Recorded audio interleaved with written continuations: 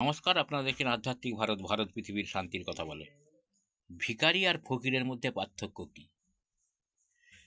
পীর সাহেব বলল যে পৃথিবীতে খেয়ে পড়ার জন্য অপরের উপর নির্ভরশীল দয়ার পাত্র, যে দয়া করে কেউ তাকে দান করলে তবে সে খেতে পায়, অপরের উপর নির্ভরশীল, তাকে বলে ভিখারি।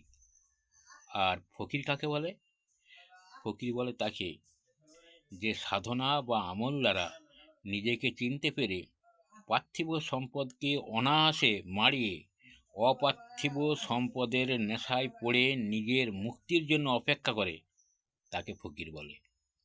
ফকির হচ্ছে একটা অবস্থান, বিশেষ সাধনা করে পীরের কাছে দীক্ষা নিয়ে সাধনার দ্বারা যখন একটা নির্দিষ্ট অবস্থানে পৌঁছায় তখন তাকে ফকির বলে, যাকে দরবেশও বলা হয়। ধন্যবাদ।